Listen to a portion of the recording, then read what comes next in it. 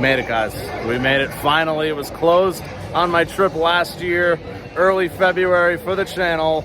It's Monday, November 13th, which, by the way, quick shout out to Taylor. Happy birthday, buddy. I know this ride means a lot to you. Intimidator 305. The 305 standing for the height is one of the very few giga coasters in the world. It opened in 2010. Like I just said, 305 feet in height, 90 mile-per-hour speeds. This ride is one of the most, if not the most, intense roller coaster in the entire world. Why is it so intense? Because that 305-foot drop at the bottom, you immediately take a very sharp turn. I've mentioned the term gray out before. I don't think I've ever explained it. Gray out is when the forces are just so intense, hitting your head so hard that your vision actually starts to gray. On some people, black. A lot of people, especially if you're not dehydrated, will literally pass out. That is how intense this ride is. I don't gray out that much. This is really the only one where you gray out every single time. You can't avoid it. It's that intense.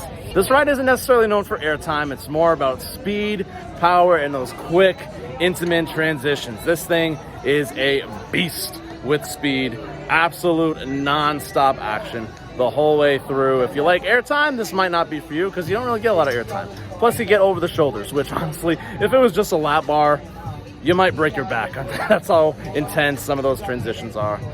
I haven't been on, like I said, in over 2 years. I am so hyped to get back on this thing. It has always been one of my favorite roller coasters. Despite being an airtime guy, I'm also a big speed guy. So, and you know, I know Millennium Force, also kind of a speed machine, not really airtime. It's not as intense as this one, though. This one actually kicks you in the ass. So, Intimidator 305, let's go. Finally, almost 8 months in the making since I was at King's Dominion last year. So, excited. Let's ride.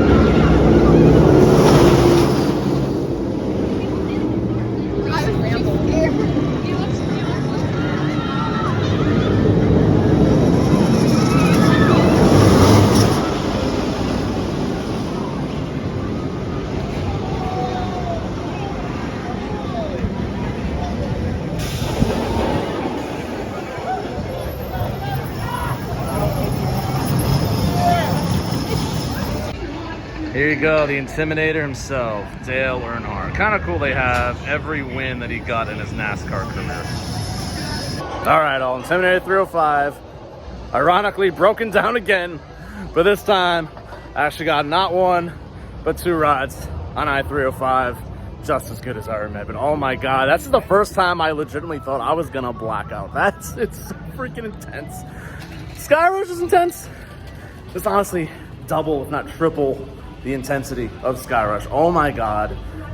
I don't know if I ever want to black out. Some people like blacking out. Taylor, again, shout out. You love blacking out. I don't know why. It is just so powerful. That thing does not let up until you hit the brake run.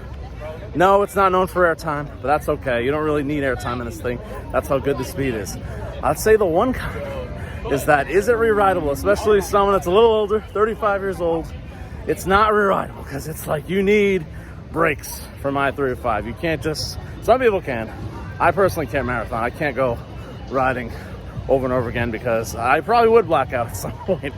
But it's still one of the best roller coasters in the States for sure. Is it the best Giga? It's definitely better than Millennium.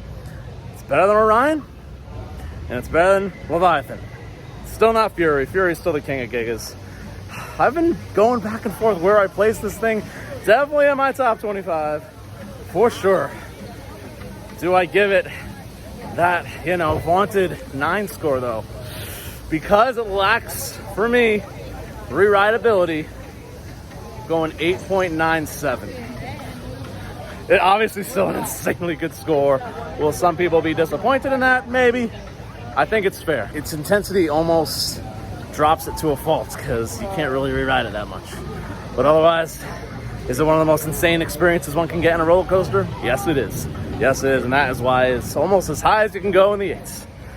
I do like I still personally like Twisted Timbers more because of the airtime, the smoothness, and the re-rideability. All right, nighttime break-in. I'm not changing the score. I do feel bad when I change the score just because of a night ride, but I-305 is an elite night ride, especially. It's going to look awful on the camera, but full moon tonight, baby. And you're just facing that thing pretty much the whole way after the drop. Elite night ride. The night ride's over 9. I'm keeping the score, though. I-305. Mwah. Chef's kiss. But anyway, I-305. Finally, the largest gap between, I think, reviews for one park until tomorrow. Because guess where we're going tomorrow? Also in Virginia. But that's it for King's Dominion. One of my favorite Cedar Fair parks, for sure. Very, very underrated. Very, very pretty park. Love, love, love King's Dominion. So happy I was able to get back and clean up the reviews that I needed for you all. So that's the 13th. Once again, happy birthday to Taylor.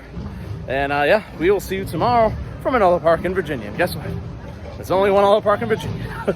And there's still a lot of rides that I need to do at that park. So excited for that. And we'll see you all tomorrow.